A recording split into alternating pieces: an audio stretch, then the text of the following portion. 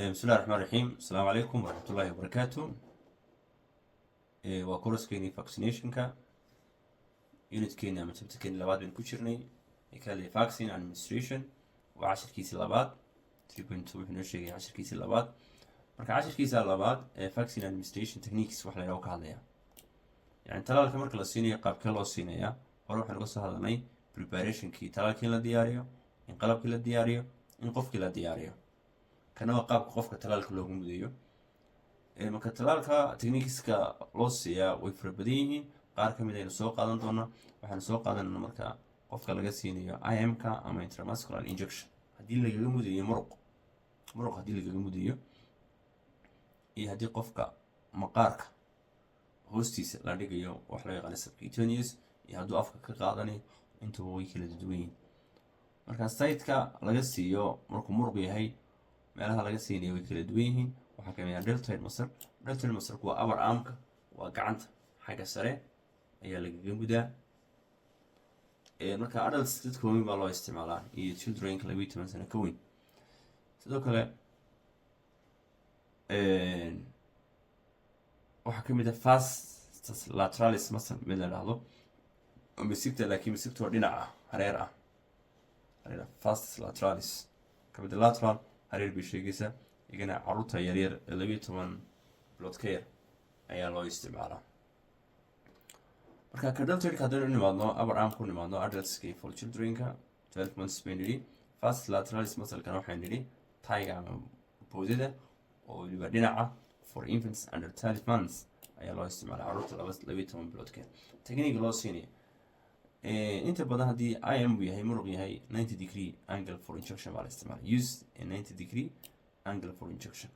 maqaarkii markuu saa yahay jirkii saa yahay saa loogu taagayo waa in irbadda saa loogu taagaa 90 degree xagal quman weeyaan xagal quman waa in loogu taagaa intaanad haddaba aanad dawada ku shubin yani waxaan ujeedaa talaalka aanad ku shubin waxaa sameynaysaa irbadda marka saa uga taagto irbadda dib baa loo soo yarnugaa aspirate baa lagu sameeya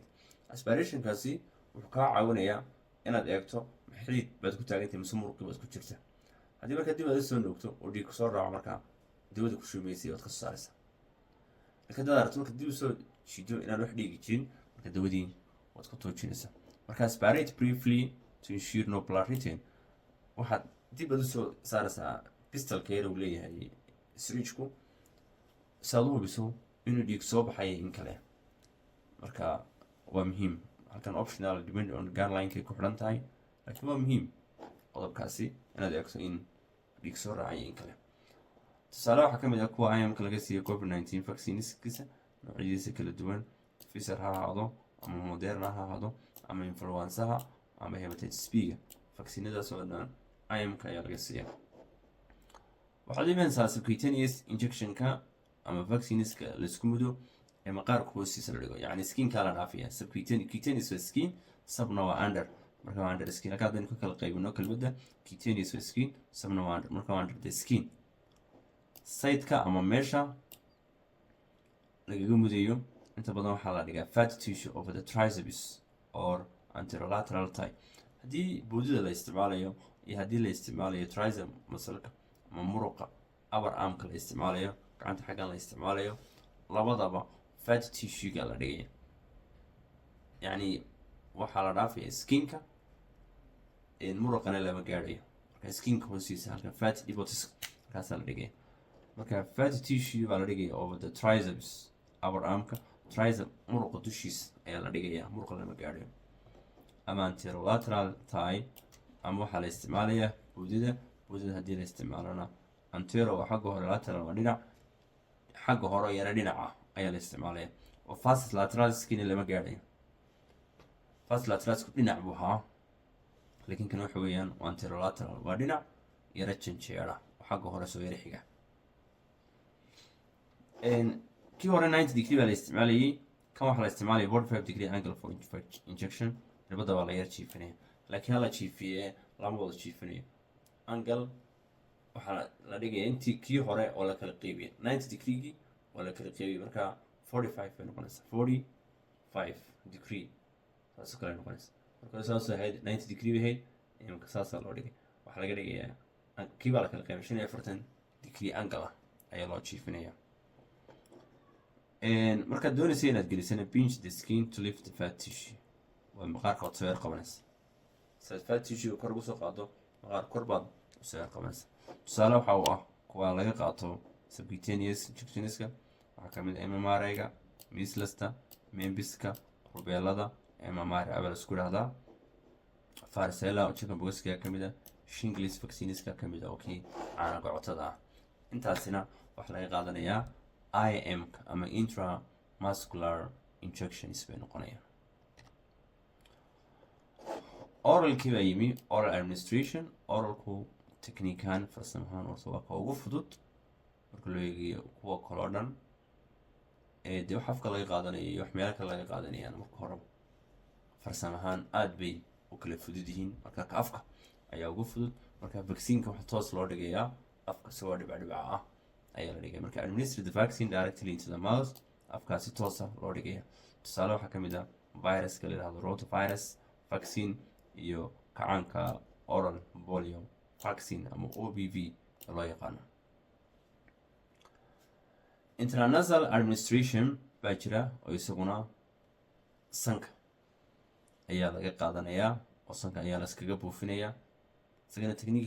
technique-kiisa ama farsamadiisa waxa weyn spray the vaccine, talaalka waxaa lagu buufinaya into the nostrils, labada san ayaa lagu buufinaya. marka labadaas san marka lagu buufiyo wuxuu noqonayaa wax spray ah oo aerosol ah oo hawada raacaya, sidaasoo dabadeetana ku tegaya oo respiratory-ga ku raacaya ama upper respiratory-ga uu ku tegaya. waxaa loo isticmaalaa inta badan influenza vaccine,